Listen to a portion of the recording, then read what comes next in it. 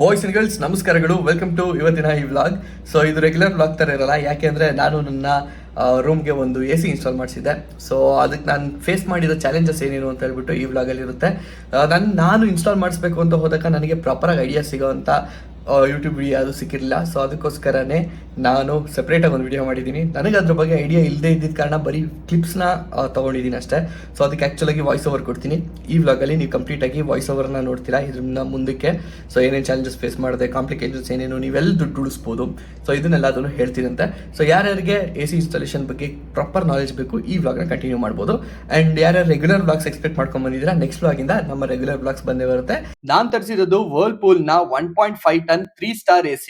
So ನಾನು ಇದನ್ನ order ಮಾಡಿರೋದು ಅಮೆಝಾನ್ ಇಂದ. ಈ ಬಾಕ್ಸ್ ನಲ್ಲಿ ಇಂಡೋರ್ ಯೂನಿಟ್ ಇದೆ. ಅಂಡ್ ಒಂದು ಪ್ರಾಬ್ಲಮ್ ಆಗಿತ್ತು, ಏನಂದ್ರೆ ಬಾಕ್ಸ್ ನಲ್ಲಿ ಕೆಲವೊಂದು ರೀಪಿನ್ ಗಳಾಗಿತ್ತು. ಸೀಲ್ ಏನ್ ಮಾಡಿರ್ತಾರೆ ಆ ಸೀಲ್ ನ ಓಪನ್ ಮಾಡಿ ಮತ್ತೆ ರೀಪಿನ್ ಮಾಡಿರೋ ತರ ಇತ್ತು. ಸೊ ಅದಕ್ಕೋಸ್ಕರ ಒಂದು ವಿಡಿಯೋ ಮಾಡ್ಕೊತಿದ್ದೆ. ಈ ಬಾಕ್ಸ್ ನಲ್ಲಿ ಔಟ್ಡೋರ್ ಯೂನಿಟ್ ಇದೆ. ಸೊ ಈ ಬಾಕ್ಸ್ ಅಷ್ಟೇ ಸ್ವಲ್ಪ ಡ್ಯಾಮೇಜಸ್ ಆಗಿತ್ತು, ಅದಕ್ಕೆ ನಾನು ವೇಟ್ ಮಾಡಿದೆ ಆಥರೈಸ್ ಸರ್ವಿಸ್ ಅವರೇ ಬರ್ಲಿ, ಅವರೇ ಬಾಕ್ಸ್ ಓಪನ್ ಮಾಡ್ಲಿ. ಅದಾದ್ಮೇಲೆ ಒಳಗಡೆ ಏನೋ ಡ್ಯಾಮೇಜಸ್ ಅದು ಇದು ಇತ್ತು ಅಂದ್ರೆ ಬೇಕಾದ್ರೆ ರೀಪ್ಲೇಸ್ಮೆಂಟ್ ಕೇಳ್ಬೋದು ಅಂತ. ऐसे ही आते हैं सभी, फिर से रीपिन करके देता है. ಬಾಕ್ಸ್ ಓಪನ್ ಮಾಡಿ ನೋಡಿದಾಗ ಗೊತ್ತಾಯ್ತು ಒಳಗಡೆ ಕಂಪ್ಲೀಟ್ಲಿ ಸೀಲ್ಡ್ ಇತ್ತು. ಯಾವ್ದೇ ಕವರ್ ಹರಿದಿರೋದಾಗ್ಲಿ ಇಲ್ಲ ಯೂಸ್ಡ್ ಸ್ಕ್ರಾಚಸ್ ಡ್ಯಾಮೇಜಸ್ ಇವ್ಯಾವು ಇರ್ಲಿಲ್ಲ. ಸೊ ಅವೆಲ್ಲ ಚೆಕ್ ಮಾಡ್ಬಿಟ್ಟು ಸರಿ ಆಯ್ತು ಇನ್ಸ್ಟಾಲ್ ಮಾಡ್ಸೋಣ ಅಂತ ಇನ್ಸ್ಟಾಲ್ ಮಾಡಿಸಿದ್ದು. पहले वो ठीक है, आप जो बोल रहे हैं ना, हाँ वो बड़ा वाला मारा होगा, हाँ लेकिन वो बराबर पैक नहीं हुआ ना, उसको निकाल के हाँ, इसके लिए वो छोटा वाला मारा है। सिर्फ उतना ही पैक किया वो पूरा ऐसी न्यू है, न्यू है, इसमें कुछ फॉल्ट नहीं है, अभी एसी बराबर है, बॉक्स ओपन नहीं है। ओपन नहीं है. ಈ ಕನ್ಫರ್ಮೇಶನ್ ಅವ್ರು ಕೊಟ್ಟ ಮೇಲೆ ಇನ್ಸ್ಟಾಲೇಷನ್ ನ ಸ್ಟಾರ್ಟ್ ಮಾಡಿಸ್ದೆ. ಸೊ ಏನ್ ಔಟ್ಡೋರ್ ಯೂನಿಟ್ ಅದಾದ್ಮೇಲೆ ಇಂಡೋರ್ ಯೂನಿಟ್ ಬರುತ್ತೆ, ಅದಕ್ಕೆ ವೈರಿಂಗ್ ಏನ್ ಬೇಕು ಅದೆಲ್ಲ ಅವರೇ ಮಾಡ್ಕೊತಾ ಇದ್ರು. ಇನ್ನೊಬ್ರು ಒಳಗಡೆ ಯಾವ ಜಾಗದಲ್ಲಿ AC ಬರ್ಬೇಕು ಅಂತ ಅದಕ್ಕೆ ಕರೆಕ್ಟ್ ಆಗಿ ಮಾರ್ಕಿಂಗ್ ಮಾಡ್ಕೊತಾ ಇದ್ರು. Measurement tape. And by the way ನಾನು ಈ AC ನ ಆರ್ಡರ್ ಮಾಡಿದ್ದು ಗ್ರೇಟ್ ಇಂಡಿಯನ್ ಫೆಸ್ಟಿವಲ್ ಸೇಲ್ ನಡಿಬೇಕಾದ್ರೆ. ಸೊ ಅದಕ್ಕೋಸ್ಕರ ನನಗೆ ಈ AC ಆಫ್ಟರ್ ಕಾರ್ಡ್ ಡಿಸ್ಕೌಂಟ್ ಮತ್ತೆ ಕೂಪನ್ ಡಿಸ್ಕೌಂಟ್ ಎಲ್ಲ ಸೇರಿ 1.5 ಟನ್ 3 ಸ್ಟಾರ್ AC ನನಗೆ ಸಿಕ್ಕಿದ್ದು 24,500ಕ್ಕೆ. ಪ್ಲಸ್ ಇನ್ಸ್ಟಾಲೇಷನ್ ಏನೇನಿದೆ ಅವೆಲ್ಲ ಎಕ್ಸ್ಟ್ರಾ ಚಾರ್ಜಸ್ ಆಗುತ್ತೆ. ಎಕ್ಸ್ಟ್ರಾ ಚಾರ್ಜಸ್ ಎಲ್ಲ ಸೇರಿ ಎಷ್ಟಾಗುತ್ತೆ ಅಂತ ಲಾಸ್ಟ್ ಅಲ್ಲಿ ಹೇಳ್ತೀನಿ ನಿಮ್ಗೆ. ಅಂಡ್ ಔಟ್ಡೋರ್ ಯೂನಿಟ್ ನ ಹೊರಗಡೆ ಮೌಂಟ್ ಮಾಡಕ್ಕೆ ಒಂದು ಸ್ಟ್ಯಾಂಡ್ ಕೂಡ ನಾನೇ ತರಿಸಿದ್ದೆ, ಅಮೆಝಾನ್ ಅಲ್ಲೇ ಸಿಕ್ಬಿಡುತ್ತೆ. ಆಥರೈಸ್ಡ್ AC ಇನ್ಸ್ಟಾಲೇಷನ್ ಅಂತಾನೆ ಅಮೆಝಾನ್ ಕಡೆಯಿಂದಾನೇ ಬರ್ತಾರೆ. ಸೊ ಅವರು 1,500 ರೂಪಾಯಿ ಪ್ಲಸ್ GST ಚಾರ್ಜ್ ಮಾಡ್ತಾರೆ ಇನ್ಸ್ಟಾಲ್ ಮಾಡೋದಕ್ಕೆ.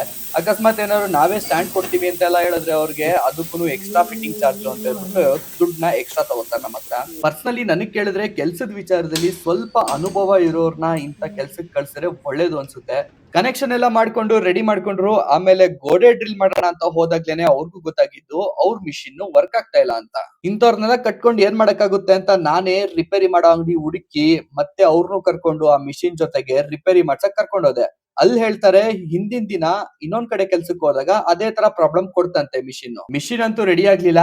ಆಮೇಲೆ ನಾನೇ ಕನ್ಸ್ಟ್ರಕ್ಷನ್ ನಡೀತಿರೋ ಬಿಲ್ಡಿಂಗ್ಸ್ ಗಳನ್ನ ಹುಡ್ಕೊಂಡೋಗಿ ಅಲ್ಲಿ ಕೆಲಸ ಮಾಡೋರ ಹತ್ರ ಕೇಳಿ ಮಿಷಿನ್ ಇದೆಯಾ ಅಂತ ಕೊನೆಗೂ ಒಂದೊಂದ್ ತರಿಸ್ದೆ. ಬರೀ ಮಿಷಿನ್ ಹಂಗೆಲ್ಲ ಕೊಡಲ್ಲ, ನಾನು ಜೊತೆಲ್ ಬರ್ತೀನಿ ಅಂತ ಮಿಷಿನ್ ಕಾಯೋದಿಕ್ಕೆ ಅಂತಾನೆ ಅಣ್ಣ ಒಬ್ರು ಜೊತೆಲ್ ಬಂದಿದ್ರು. ನಮ್ ಕೆಲ್ಸ ಆಗ್ಬೇಕಲ್ಲ ಇವಾಗ ಸದ್ಯಕ್ಕೆ, ಮತ್ತೆ ಡಿಲೇ ಆದ್ರೆ ಇನ್ನೊಂದ್ ದಿನ ವೇಸ್ಟ್ ಆಗುತ್ತೆ ನಂದು ಅಂತ ನಾನೇ ಎಕ್ಸ್ಟ್ರಾ ದುಡ್ಡು ಕೊಟ್ಟು ಅವ್ರಿಗೆ ಕರ್ಸಿದ್ದು. ಈಗ ಡ್ರಿಲ್ಲಿಂಗ್ ಮಾಡ್ತಿರೋರು ಕಂಪನಿಯಿಂದಾನೇ ಬಂದಿರೋದು, ಆಥರೈಸ್ಡ್ ಸರ್ವಿಸ್ನವರು. ಕೆಲವೊಂದ್ ಕಡೆ ಹಿಗ್ಗಾ ಮುಗ್ಗಾ ಪ್ರೆಷರ್ ಎಲ್ಲ ಹಾಕಿ ಗೋಡೆ ಎಲ್ಲ ಹೊಡೆದಾಕಿದ್ರು, ಅದು ನಿಮ್ ಒಳಗಿಂದ ಕಾಣಲ್ಲ, ಹೊರಗಡೆಯಿಂದ ಆ ಗೋಡೆ ಚಿಪ್ಪಿಂಗ್ ಆಗಿರೋದು ಪ್ಲಾಸ್ಟಿಕ್ ಮಾಡೋದೆಲ್ಲ ಕಾಣುತ್ತೆ. ಡ್ರಿಲ್ಲಿಂಗ್ ಮಿಷಿನ್ ಅಣ್ಣನ್ಗೆ ಹೆಂಗಿರು ದುಡ್ಡು ಕೊಟ್ಟು ಕರ್ಸಿದ್ನಲ್ಲ, ಸೊ ಅವ್ರ ಕೈಲೂ ಕೆಲಸ ಮಾಡಿಸ್ಬಿಟ್ರು ಇವರು.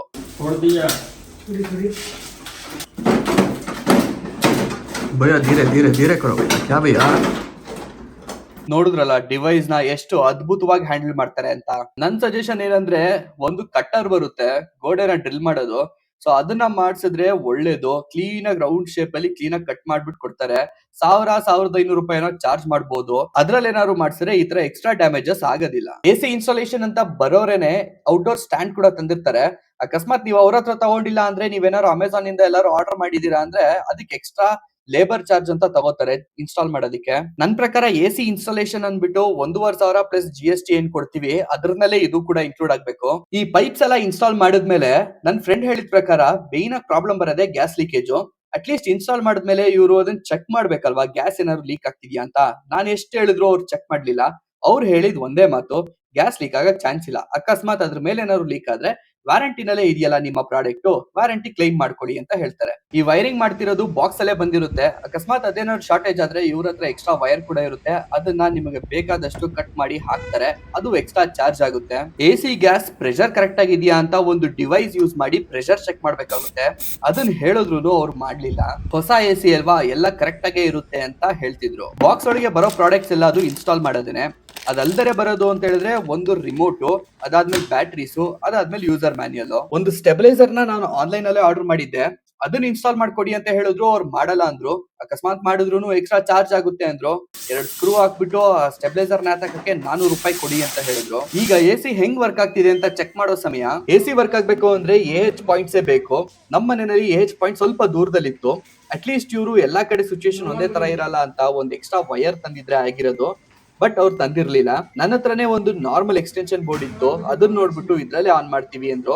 ನಾನು ಎಷ್ಟು ಬೇಡ ಅಂದ್ರೂ ಕೇಳಲಿಲ್ಲ. 20 ನಿಮಿಷದ ತನಕ ಓಡಿಸಬಹುದು, ಏನು ಆಗಲ್ಲ ಅಂತ ಹೇಳಿ ಅದೇ ನಾರ್ಮಲ್ ಎಕ್ಸ್ಟೆನ್ಷನ್ ಬೋರ್ಡ್ಗೆ ಎಸಿ ಕನೆಕ್ಟ್ ಮಾಡಿ ಆನ್ ಮಾಡ್ಬಿಟ್ಟು ಒಂದ್ 2 ನಿಮಿಷಕ್ಕೆನೆ ಆ ಎಕ್ಸ್ಟೆನ್ಷನ್ ಬೋರ್ಡ್ ಸುಟ್ಟೋಯ್ತು. ಮುಂಚೆನೆ ಎಲೆಕ್ಟ್ರಿಷಿಯನ್ ಕರ್ಸಿ AH ಪಾಯಿಂಟ್ ಮಾಡ್ಸೋಣ ಅನ್ಕೊಂಡೆ. ಬಟ್ ಮಾಡ್ಸಿರೋ ಜಾಗದಲ್ಲಿ ನಾವೇನಾದ್ರು ಎಸಿ ಫಿಟ್ ಮಾಡಕ್ ಆಗಲ್ಲ ಅಂತ ಇವ್ರೇನಾದ್ರು ಹೇಳಿದ್ರೆ ಪಾಯಿಂಟ್ ಮಾಡ್ಸಿನೂ ವೇಸ್ಟ್ ಆಗ್ಬಿಡುತ್ತೆ. ಸೊ ಅದಕ್ಕೋಸ್ಕರ ಇವ್ರು ಫಿಟ್ ಮಾಡೋ ಜಾಗ ಕರೆಕ್ಟ್ ಆಗಿ AH ಪಾಯಿಂಟ್ ಮಾಡ್ಸೋಣ ಅಂದ್ಬಿಟ್ಟು ನಾನೇ ಡಿಲೇ ಮಾಡಿದೆ. ಲಾಸ್ಟ್ ಅಲ್ಲಿ ಪೇಮೆಂಟ್ ಮಾಡೋ ಟೈಮ್ ಅಲ್ಲಿ ಅವ್ರ ಓನರ್ ನಾನು ಹೇಳಿದೆ ಹಿಂಗೆಲ್ಲ ಮಿಸ್ಟೇಕ್ಸ್ ಮಾಡಿದ್ದಾರೆ ಅಂತ. ಅವ್ರು ಹೇಳಿದ್ದಕ್ಕೆ ನೋಡಿ ತಗೊಂಬಂದ್ಬಿಟ್ಟು ಎಸಿ ಗ್ಯಾಸ್ ನ ಪ್ರೆಷರ್ ಚೆಕ್ ಮಾಡ್ತಾ ಇದ್ದಾರೆ. ಈಗ ಆಗ್ತಿರೋ ಟೇಪ್ ನ ಕೆಳಗಡೆ ಇಂಡೋರ್ ಯೂನಿಟ್ ಇಂದ ಬರೋ ಪೈಪ್ ಗೆ ಕಂಪ್ಲೀಟ್ ಆಗಿ ಇನ್ಸುಲೇಟ್ ಮಾಡ್ತಾರೆ. ಇದು ಕೂಡ ಎಕ್ಸ್ಟ್ರಾ ಚಾರ್ಜಸ್ ಅಲ್ಲೇ ಬರುತ್ತೆ. ಈ ಟೇಪ್ ಹಾಕ್ತಿರೋದೇ ಪ್ರೊಟೆಕ್ಷನ್ ಗೆ. ದುಡ್ಡು ಕೊಟ್ಟ ಮೇಲೂ ಕರೆಕ್ಟ್ ಆಗಿ ಹಾಕಿರ್ಲಿಲ್ಲ.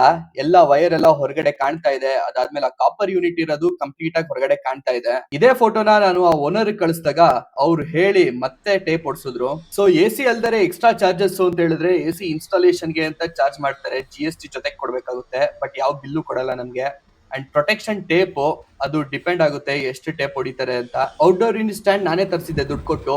ಪ್ಲಸ್ ಅದಕ್ಕೆ ಇನ್ಸ್ಟಾಲೇಷನ್ ಅಂತ ಎಕ್ಸ್ಟ್ರಾ ದುಡ್ಡು ಕೊಟ್ಟೆ. ವೈರ್ ಒಂದ್ ಸ್ವಲ್ಪ ಶಾರ್ಟೇಜ್ ಆಯ್ತು ಅಂತ ಎಕ್ಸ್ಟ್ರಾ ವೈರ್ ಹಾಕ್ಸಿದ್ದೆ. ಅಂಡ್ ವಾಟರ್ ಡ್ರೈನ್ ಪೈಪ್ ಒಂದು ಹಾಕ್ಸ್ಬೇಕಾಗುತ್ತೆ ಡಿಪೆಂಡಿಂಗ್ ಆನ್ ನೀವೆಲ್ಲ ಎಸಿ ಇನ್ಸ್ಟಾಲ್ ಮಾಡಿಸ್ತಿದ್ರೆ ಅದ್ರ ಮೇಲೆ. ಅದಾದ್ಮೇಲೆ ಡ್ರಿಲ್ ಮಾಡಿರೋ ಹೋಲ್ ದೊಡ್ಡದಾಗಿರುತ್ತೆ. ಸೊ ಅದನ್ನ ಫಿಲ್ ಮಾಡೋದಕ್ಕೆ ಒಂದ್ ಸ್ವಲ್ಪ POP ಹಾಕ್ಬೇಕಾಗುತ್ತೆ. ಅದಕ್ಕೂ ಎಕ್ಸ್ಟ್ರಾ ಚಾರ್ಜಸ್ ಕೇಳ್ತಾರೆ. ಫೈನಲಿ ಇವಾಗ ಸಂಜೆ ಆಗಿದೆ. ದೊಡ್ಡ ಸೀನ್ಗಳೆಲ್ಲ ಆದ್ಮೇಲೆ ಯಾಕೋ ಒಂದು ಲೆವೆಲ್ಗೆ ಸ್ಯಾಟಿಸ್ಫ್ಯಾಕ್ಷನ್ ಆಗಲಿಲ್ಲ ಅವ್ರು ಮಾಡಿದ ಕೆಲಸ. ಬಟ್ ಏನು ಮಾಡೋಕ್ಕಾಗಲ್ಲ. ಅವ್ರು ಬಿಟ್ಟು ಇನ್ಯಾರು ಮಾಡೋದಕ್ಕೆ ನಮಗಂತೂ ಬರಲ್ಲ. ಎಲ್ಲ ಅರ್ಧಂಬರ್ಧ ಮಾಡೋದ್ರು. ಎಷ್ಟು ಹೇಳಿದೆ ಕೇಳಲಿಲ್ಲ. ಇಲ್ಲ 20 ನಿಮಿಷ ಓಡಿಸ್ಬೋದು ಏನಾಗ್ಬಿಡಲ್ಲ 20 ನಿಮಿಷ ಓಡಿದ್ರೆ ಅಂತ ಹೇಳ್ಬಿಟ್ಟು ಹಾಕಿದ್ರು. ಸೊ ಹಾಕಿದ್ದೆ ಸುಟ್ಟೋಯ್ತು. ಕೂಲಿಂಗ್ ಬರ್ತಿದ್ಯೋ ಇಲ್ವೋ ಅದನ್ನೂ ಚೆಕ್ ಮಾಡೋಕ್ಕಾಗಿಲ್ಲ ನಾವು. ಇನ್ನೇನು ಮಾಡೋಕ್ಕಾಗುತ್ತೆ, ಕಾಯಲ್ಲ ಅವರು. ಸರಿ ಅಂತ ಪೇಮೆಂಟ್ ಮಾಡಿಬಿಟ್ಟು ಕಳಿಸ್ದೆ ಅವ್ರಿಗೆ. ಈಗ ಮತ್ತೆ ಅಂಗಡಿಗೆ ಹೋಗ್ಬಿಟ್ಟು ಹೈ ಗೇಜಿಂದು ಒಂದು ಎಕ್ಸ್ಟೆನ್ಷನ್ ವೈರ್ ಮಾಡಿಸ್ಕೊಂಡು ತಗೊಂಡು ಬಂದು ಈ ಸ್ಟೆಬಿಲೈಸರ್ಗೆ ಒಂದು ಎಕ್ಸ್ಟ್ರಾ ಸ್ವಿಚ್ ತೊಗೊಂಡ್ಬಂದು ಅದನ್ನು ನಾನೇ ಇನ್ಸ್ಟಾಲ್ ಮಾಡಿಬಿಟ್ಟು ಈಗ ಫೈನಲ್ ಆಗಿ ಹಾಕ್ಬಿಟ್ಟು ನೋಡಬೇಕು. ಏನಂದರೆ ಒಂದು ಆಸೆ, ಎಲ್ಲೆಲ್ಲೋ ಹೋಟ್ಲುಗಳಲ್ಲಿ ಅಲ್ಲಿ ಇಲ್ಲಿ ಹೋದಾಗ ನೋಡಿರೋದು. ಸೊ ನಮ್ಮನೆಗೆ ಒಂದು ಇರಬೇಕು ಅನ್ನೋದು ಆಸೆ ಇತ್ತು, ಖುಷಿ. ಸೊ ಅದು ಕರೆಕ್ಟಾಗಿ ಆಯುಧ ಪೂಜೆಗೆ ಎಕ್ಸ್ಟ್ರಾ 1,200 ರೂಪಾಯಿ ಆಯಿತು ನನಗೆ ಆ ಸ್ವಿಚ್ ಬೋರ್ಡ್ ಮಾಡ್ಸೋಕ್ಕೆ. ಅದನ್ನು ಟ್ಯಾಕ್ಸ್ನಲ್ಲಿ ನಾನೇ ಹಾಕ್ಕೊಂಡು ಇದು ವರ್ಕಿಂಗ್ ನೋಡಲೇಬೇಕಲ್ಲ, ಇಲ್ಲಾಂದರೆ ಇನ್ಸ್ಟಾಲ್ ಮಾಡಿಸಿ ಸಮಾಧಾನ ಇಲ್ಲ, ನಿದ್ದೆ ಬರೋಲ್ಲ ನಮಗೆ. ಬರ್ತಾ ಇದೆ ಇವಾಗ ಸ್ಯಾಟಿಸ್ಫ್ಯಾಕ್ಷನ್ ಆಗ್ತಾ ಇದೆ. ಬೆಳಿಗ್ಗೆಯಿಂದ ಎಷ್ಟು ಟಾರ್ಚರ್ ಅನುಭವಿಸಿದ್ದೀನಿ ಅಂದರೆ ಅವರಿಂದ ಹೇಳ್ಬಿಡಿ. ಇಷ್ಟು ಹಿಂಸೆ ಪಟ್ಟೆ. ಇವಾಗ ತಂಪಾಗಿ ಕೂತ್ಕೊಳ್ಳೋದಕ್ಕೆ ಮಜಾ ಇದೆ. ಯಾವ ಖುಷಿ.